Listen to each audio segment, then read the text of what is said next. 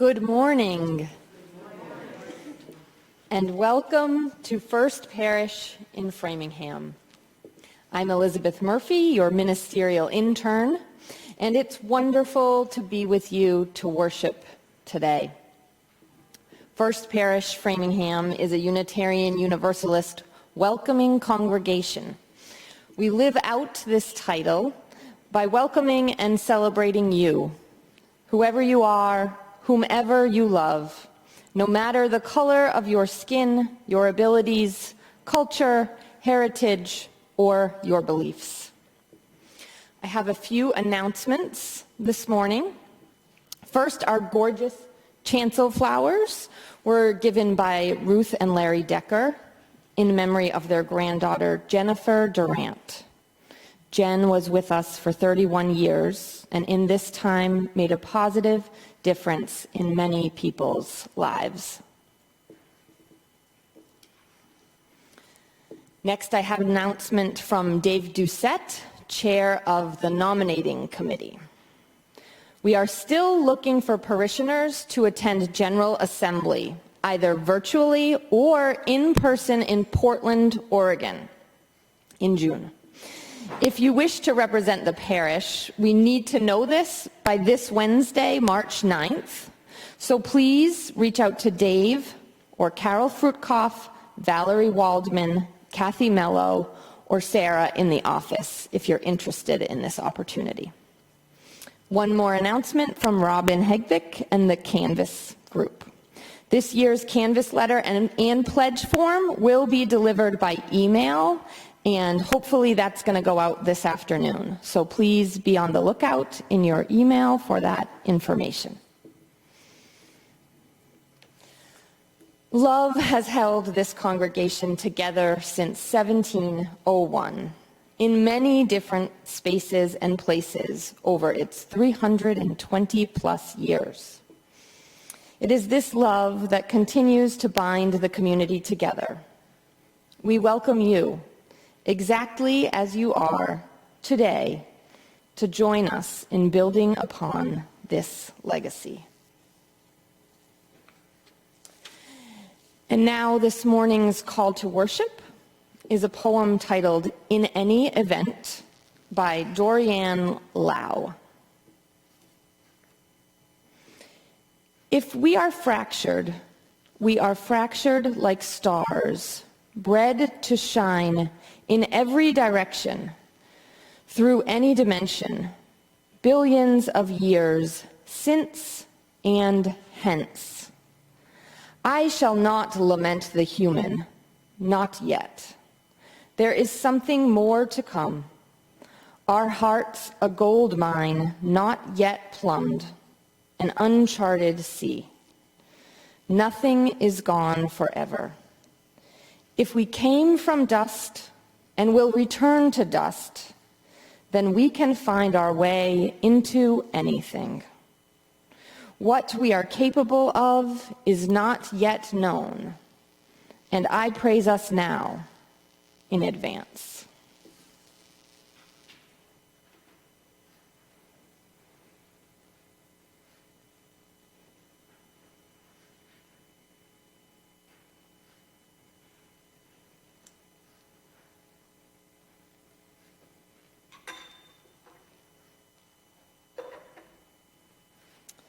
And now we'll hear our first hymn, Be Thou My Vision.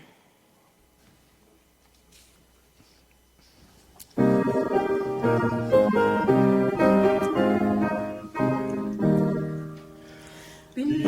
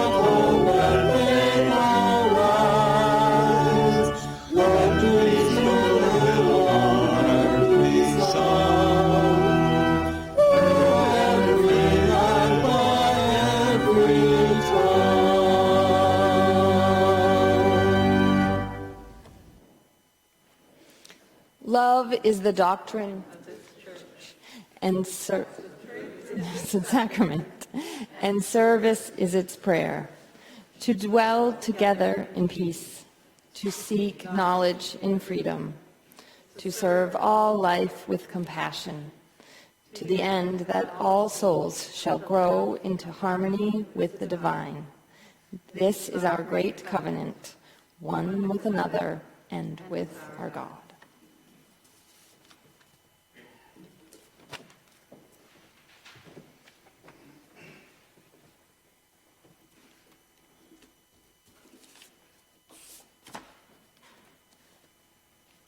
This morning's story is inspired by the book called One Smile, which was written by Sidney McKinley. And it's just a slight retelling today of her story about a little girl who gives something away freely. She gives it away without any expectation that it shall come back to her. But what she doesn't know is that is exactly what she needed to give in order to get what she ultimately needed. Our young protagonist here is Katie, who was walking in a park together with her mother, and her mother was urging her forward, pushing her along as she looked at every rock, at every stick, at every leaf, at every beautiful moment in that park. And sitting at the bench was a gentleman whose hand were over his face, his body hunched over. As she was walking, her mother was telling her about her grandfather's birthday that was coming up in a week and how they may or may not be able to make it because their van was still in the shop. She stopped and looked at the gentleman, turned around, and flashed him one of her signature smiles. The gentleman, as it turns out, had been sitting on that park bench with the newspaper in his hand, hunched over, for he had just recently lost his job and was unsure of how he was going to pay his rent the next following week. With that flash of a brilliant smile, he got the courage to open up the classifieds and really start hunting. In fact, he felt so good about life that as he was walking along the street and noticed a woman on the side of the road with a terribly flat tire just standing there and scratching her head while staring at this flat tire not going anywhere, he stopped and offered his help. "Can I help you? I'm pretty good with tires and with all things mechanical." And she graciously accepted his help. She got to her appointment that she was supposed to be at a restaurant with a friend to have lunch. And she felt so great about life that at the end of a lovely lunch with a lovely friend, she left an extra large tip. You know, one of those ones that makes you feel good, and you try and sneak away before anybody sees it. Well, as it happens, the wait staff who collected that tip was beyond delighted and tried to flag her down and say, "Thank you," but by then, the lady had disappeared. And so she, on her way home, thought to herself, what could I do with this extra bit of cash? And she thought, I'm going to pick up that soccer ball my kids have been begging me for, and I just haven't quite been able to pick up yet. And while she was at it, she picked up some takeout, some extra strawberries, and a bottle of pop, came home and said, "We're having a picnic tonight."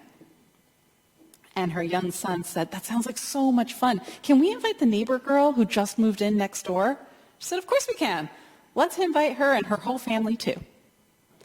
And so they knocked on the door, picnic basket in hand, soccer ball ready to go, and the young girl, who had been sitting in her room crying a little bit because she missed her grandparents back on the farm from where she had moved, lit up.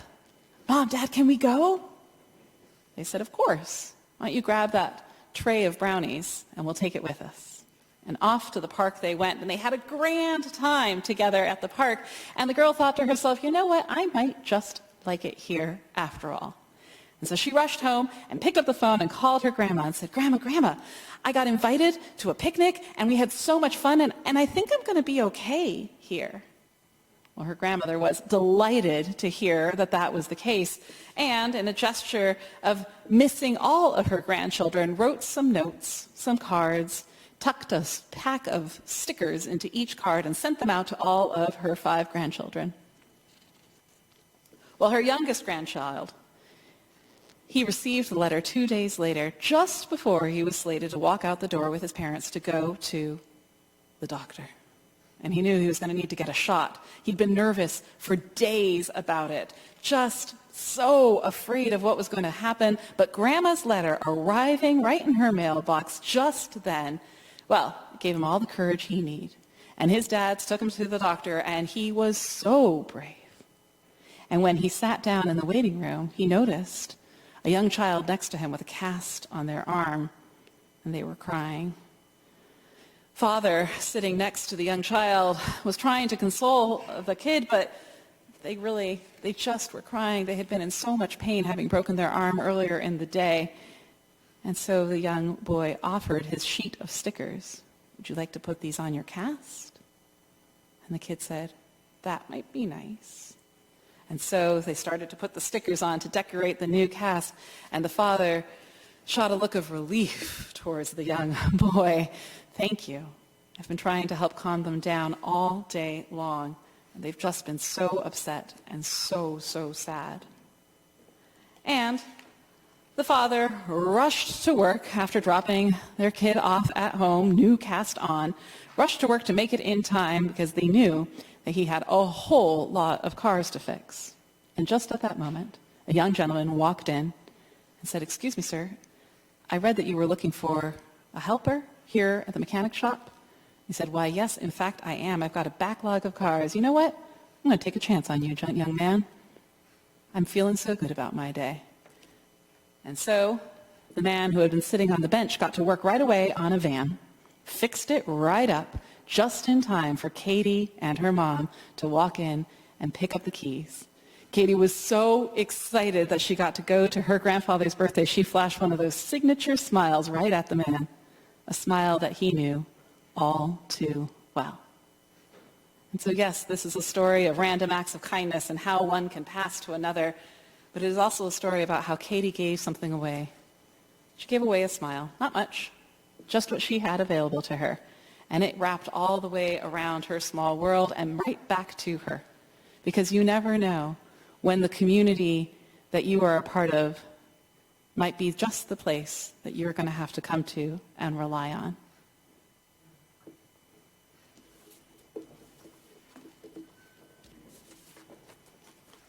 This morning's joys and concerns come to us from all sorts of corners of our community. Marianne is excited and sharing today that she'll be performing in her very first violin recital in 40 years. Best of luck to you.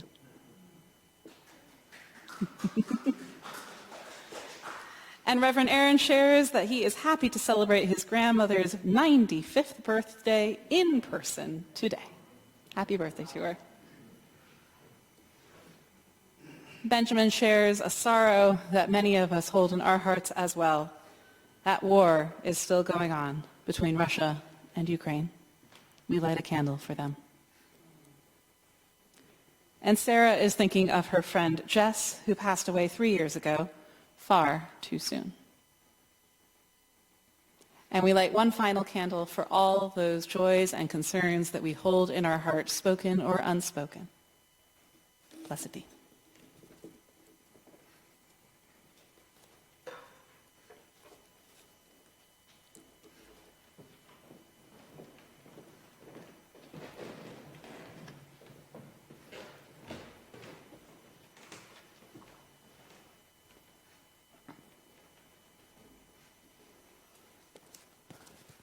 Now is the time in our service that we set aside to go a little deeper, to quiet our bodies and our minds, to focus on the things which weigh deepest on our hearts.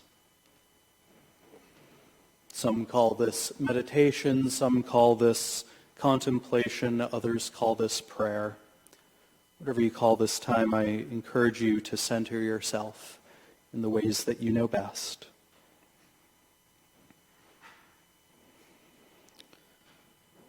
O Spirit of life and love, named and unnamed, but who knows our true first name, the name given to us before all others and the name that remains with us when we die, the name which is beloved.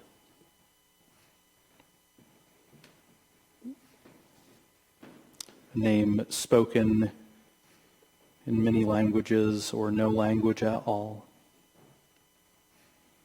This morning I give thanks for you sitting here, for 13 on Zoom, for others watching in other formats. You make this community what it is. For the joys in our midst, we give thanks, and we are glad that they were shared because they bring us more joy. We know, too, that in our community there are those who are mourning, those who are ill, those who seek healing, those who live with addiction, those who are lonely. May each one of us be empowered to reach out to those who are faltering, those who need a helping hand, because we know that it wouldn't take much for us to need help as well.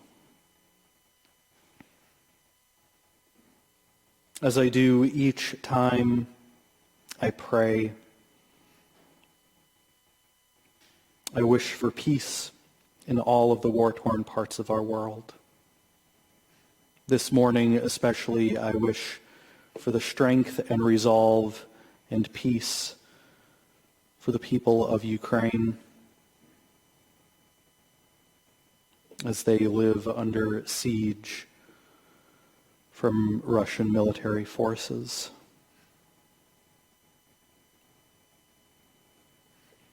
We know too that there are war-torn places closer to home. Streets of city in chaos. People living with domestic violence at home. May we have the strength to bend the arc of the universe towards justice, to bring more peace to our world however we can. Maybe even just with a smile, but maybe something a little stronger than that as well.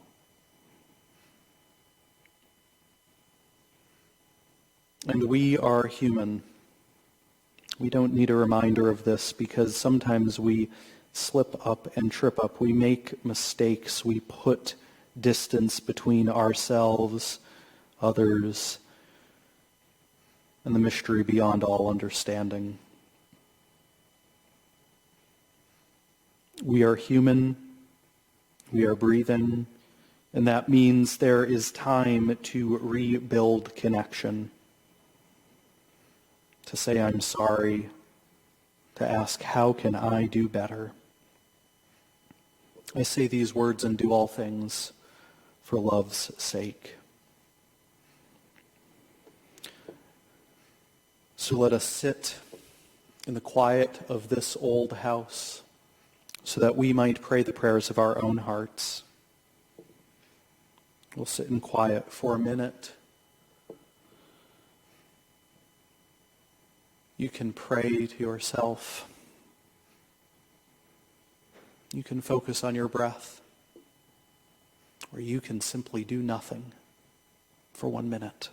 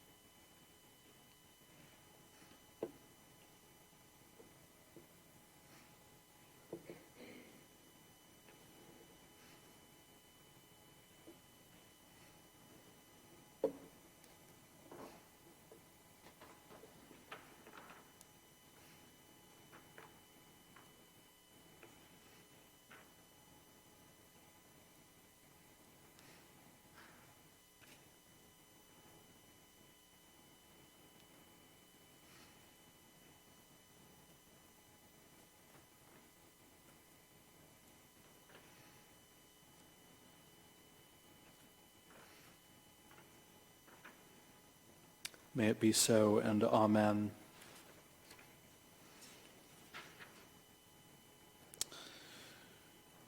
Well, as you might have heard, this is the beginning of our time together where we consider our financial contributions. To mark that, I even forgot to mark invitation to the offering in the order of service. Oh boy.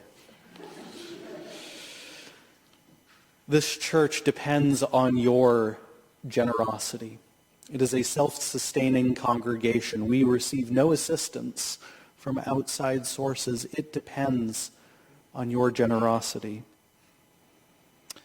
At the end of our service, or perhaps as you entered, if you are attending in person, at the back of the sanctuary are 2 offering plates. Feel free to place your offering in there. Or maybe you're like me and you give online, a donation that you don't even have to think about. It just happens. If you are joining us online and you are not contributing in that way, go to our website, uuframingham.org, and click on the Donate Now button at the top of the page. The morning offering is gratefully received and joyfully given.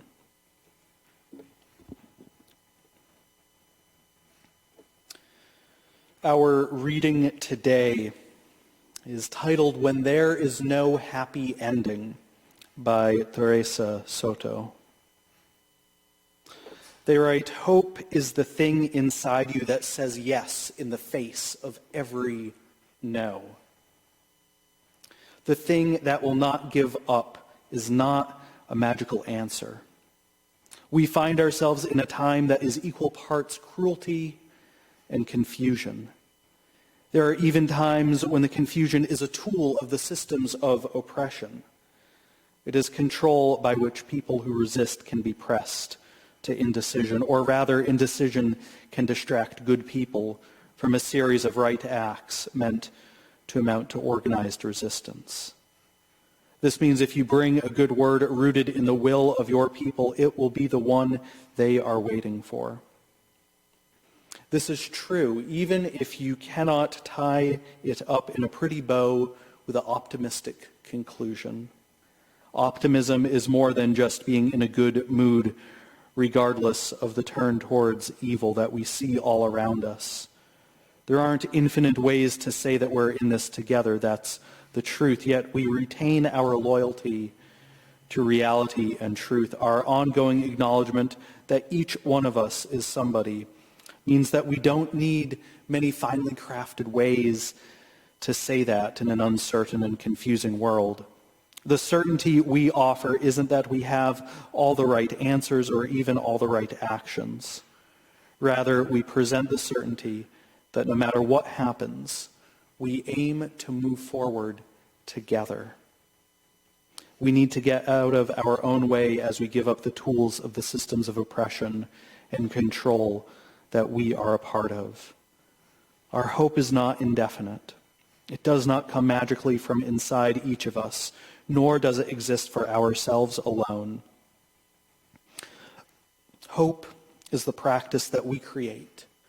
Just as mastering physical skills takes a lot of training and practice, mastering communal hope requires that we stay at it and do the actions that will bring about new states of being and new futures. We are in this together means that we choose each other over and over as sources and communities of hope. Maybe we will repeat it often. Changing our reality takes more than one try.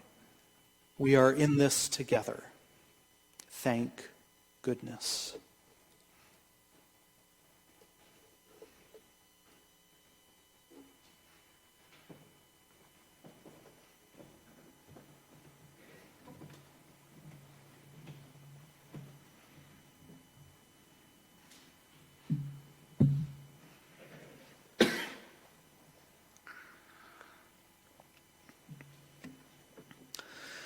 There are 3 concurrent seasons that we are in the midst of as a congregation in our denomination in New England as well. The first of those seasons is sugaring season. Years ago, I think it was in the year 2000 or 2001, on a rather boring March weekend, my grandfather and I bought the tools necessary for tapping a tree. We, of course, had drill bits and all of that, but we went down to the hardware store in the center of Littleton, and we bought some taps and we bought some buckets. We drilled into the tree, the one maple tree that we knew for certain was on our property. We stuck the taps into the tree, hung the buckets, and waited, and waited. And we waited some more. Sap flows at the speed it wants to and not any faster, we learned that day. When we finally had enough, or we'd gotten incredibly impatient, we took the buckets off the tree and poured the sap into a big pot on the stove, and we boiled, and we boiled. We boiled. The air in the house got very humid and a little sweet and sticky. I don't remember how long we boiled the sap for, but it was a long afternoon. In the end, we only had about 3 ounces of maple syrup. And even then, we were impatient. We took it off before it had a chance to boil all the way down. Still, it was sweet. It took a lot of time and energy and work and sap as well. This is also mud season. I don't know if you're aware of that. If you've gone out in the woods at all or have a driveway that has any little bit of dirt in it, you know. A few yards away from that maple tree in our yard was our muddy driveway. My parents have never had it paved. We always knew to drive around the center of the mire, drive around the center of the driveway. But even still, we would get stuck once or twice, and chances are as well, the deliveries from my parents' business would also get stuck because people in UPS trucks think you can just drive right through, but still they would get stuck. So about once or twice a year, all the passengers in the car would need to get out and push the car out of the mud. You had to be very careful. You had to be aware of your surroundings. You had to be patient. You had to rely on family and friends to get you out when you were stuck. Mud season reminds us that we cannot go at this alone. Sugaring season reminds us that sometimes we have done a lot of work and we need to collect it all together. Time to boil it down, time to distill it down, time to reflect on all that you have done in the previous year. With the backdrop of mud season and sugaring season, we also enter into the season of congregational life we know as Canvas season. A season where we ask you to reflect on your relationship to First Parish. I was looking back at the calendar and remembering that this is the 2-year anniversary of my visit with your search committee, where I've met and got to know David Mendelson, Diane, Maggie, Chris, Julie, and Ben. Lizzie and I drove around Framingham with the search committee for 90 minutes, staying inside city limits for the entire time. We shared some meals, saw the sights, got to visit the buildings, had a 3-hour-long interview on the porch of 110 Edgell Road. Of course, the entire weekend is an interview. They heard me preach and then asked a brunch's worth of follow-up questions, and then we departed. That weekend, we began to dream about how ministry might look together. I know they did that as well with 2 other pre-candidates. I dreamed as well with 3 other congregation search committees that year.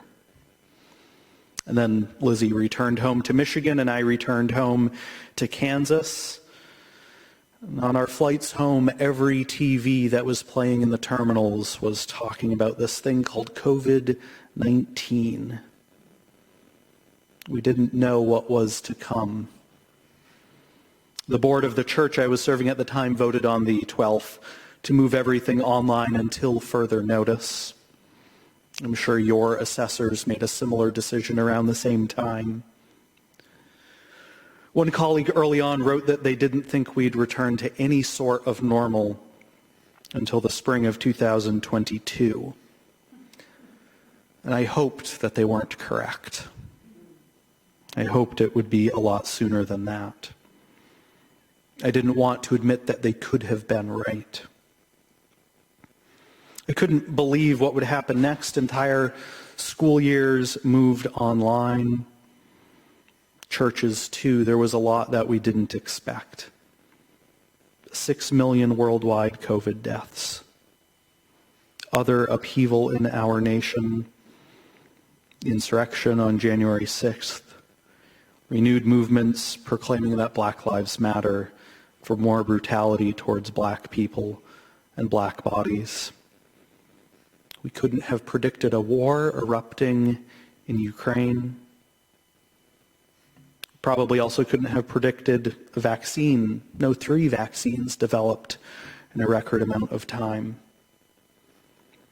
We set off into many months of online worship, something that most churches only dreamed about doing. Here we also had several weeks of outdoor services on the Greeley courtyard in the late summer and early fall, as well as on Christmas Eve. You no longer have to attend on Sunday morning at 24 Vernon Street in this old house to attend worship. That's new, and we didn't dream of that when I visited with your search committee. Online offerings as well for religious exploration. Maybe all of this was in our 10 to 15 year plan. But 5 days? No. I remember that weekend I spoke a lot. I don't remember most of it, partially because I probably got it all mixed up with all of the other congregations I was talking with, or it could be because of COVID. Who remembers exact details right before the world shifted? Some of those initial dreams I do remember, though. I wanted to know how you were a part of the city of Framingham and Metro West. If we ceased to exist, would the community know it? My vision for ministry remains the same as it did when I arrived, just the delivery method has had to shift.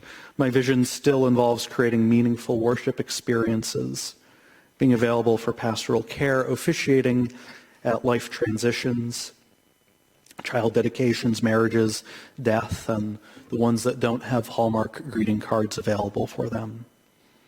Helping people deepen their spirituality and encouraging people to engage in efforts that bring more justice to our world, and then also reflection on that experience.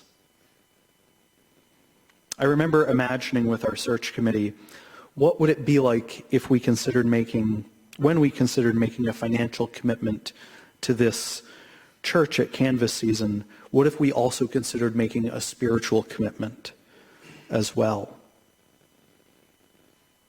Would we commit to learning how to pray, developing a spiritual practice, attending services, something else? Beyond that, I think the work of dreaming together is still ours to do. There is always time to dream together. What do we want to imagine? What legacy do we leave to this place? Love, I think, will show us how. What's true is that you can walk around the grounds and buildings of the First Parish and read plaques with names of first parishioners gone before. The Allens, the Greeleys, the Waters, Moses and Martha Ellis, their name is right there. The Bowditches, their name is in the entryway. Doris Hitchcock, I think their name is on that offering plate.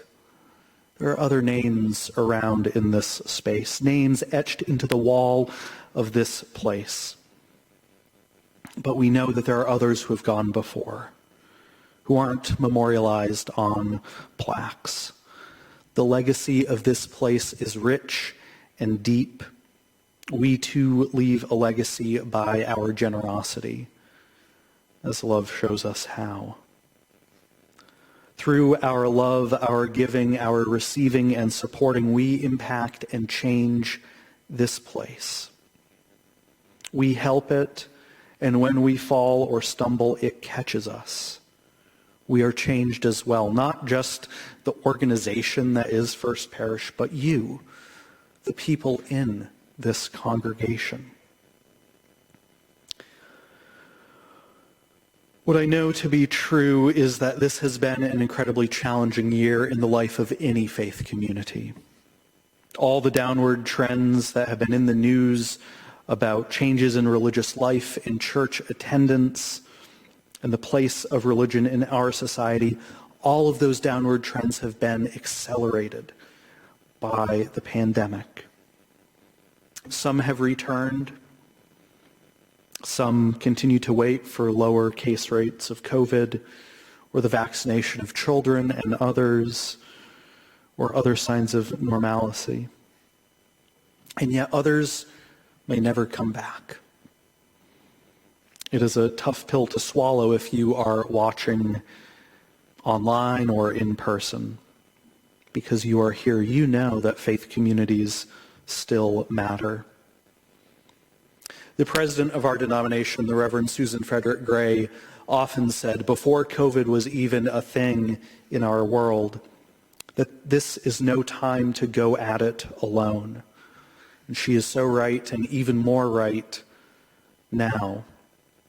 Now more than ever, this is no time to go at it alone.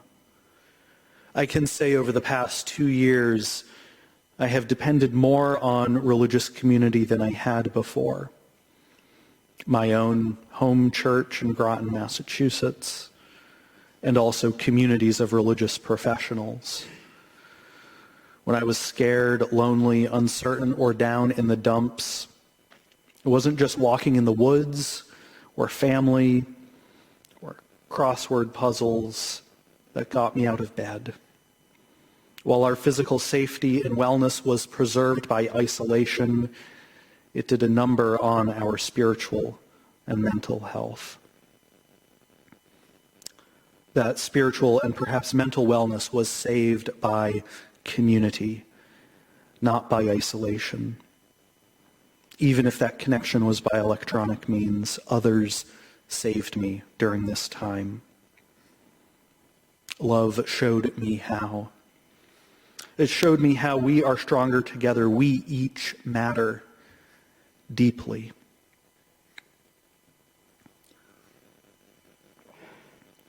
I go back to Teresa Soto's words when they write, our ongoing acknowledgement that each one of us is somebody means that we do not need finely crafted ways to say that in an uncertain and confusing world. The certainty we offer isn't that we have all the right answers or even all the right actions. Rather, we present the certainty that no matter what happens, we aim to move forward together. They continue to say that hope is a practice that we create. Just as mastering physical skills takes training and practice, mastering communal hope requires that we stay at it and that we know that actions will bring about new states of being and new futures. The congregation that I grew up in Groton, often says that they are a school for compassion. I hope that the School for Compassion needs a gym for hope as well. Maybe that's what we could be, a place where we practice what hope is, but more than just practice what hope is, we be hope. We are hope. You are already a place of strength. You as a community have endured 322 years now of being a progressive faith community. You as individuals have bared sorrow. There have been failures, pain, and loss, but there have been good times as well. Whenever we hope, we do not do so in the spirit of vague, untethered optimism. It's more expectation. We create from a place of what may be, and if we hope enough, that world that we dream about may actually be created. When we hope, we engage in a form of speculative fiction writing. We combine elements of what is and what is not yet. And when we write, we create. We engage in the creation of something new. We break out of the fetters of this world when we imagine something new. My hope is that we continue to be an incubator for change in Framingham. I hope in the wider region, of course. I hope that we continue to be a community where gay, lesbian, transgender, and queer youth and adults feel comfortable in coming together and are celebrated for who they are. It's my hope that all who wish to enroll in age-appropriate, comprehensive sexuality education have a place to do so here. I hope that we continue to be a place where we can fill ourselves with a word or a song, with poetry or with silence. All of this gives us hope to move into a new day.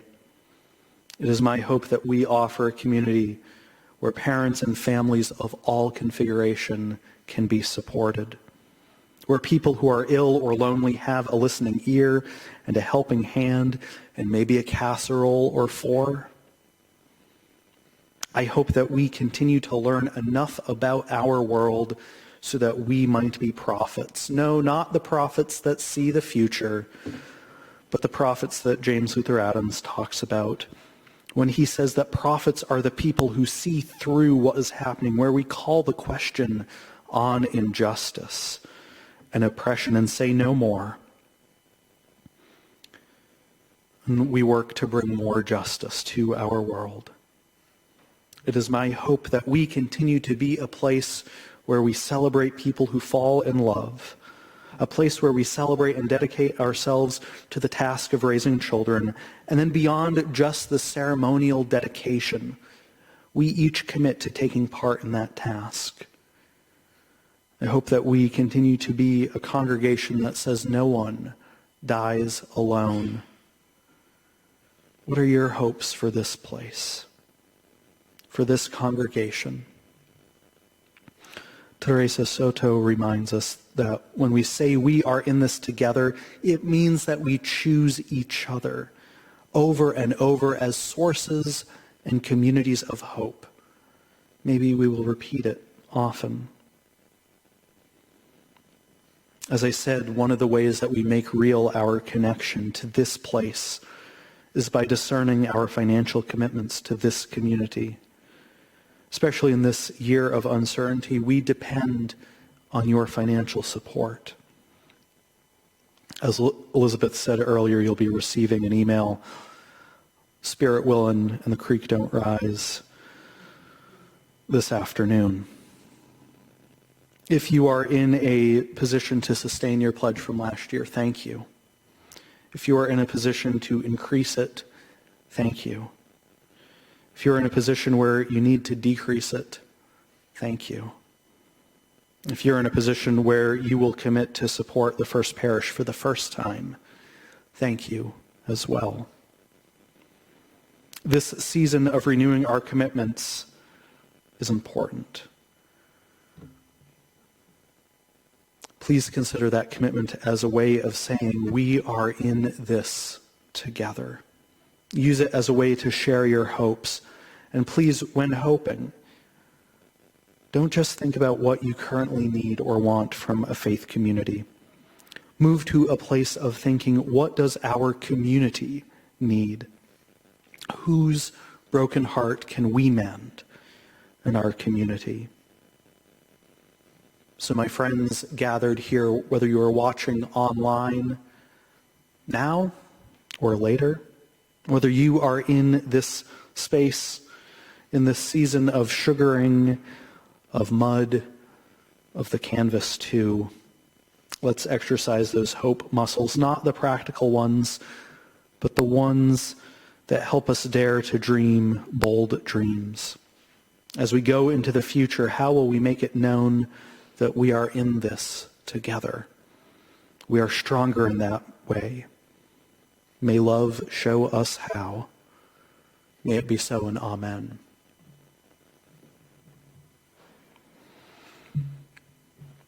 Our closing hymn that we will listen to is Wake Now My Senses.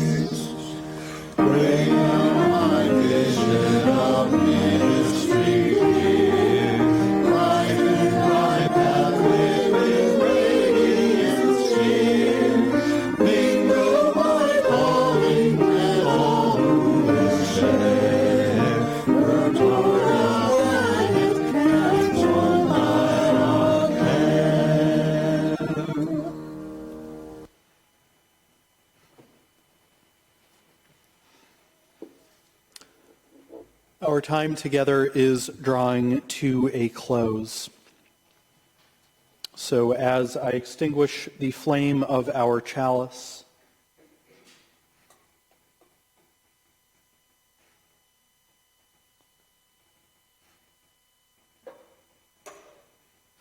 I send you forth with these words of benediction.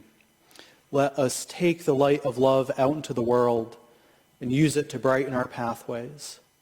And when we need to rest or recharge, be challenged or affirmed, may that light guide us safely back. May we hold the light always, and the light hold us always. Amen. And go in peace.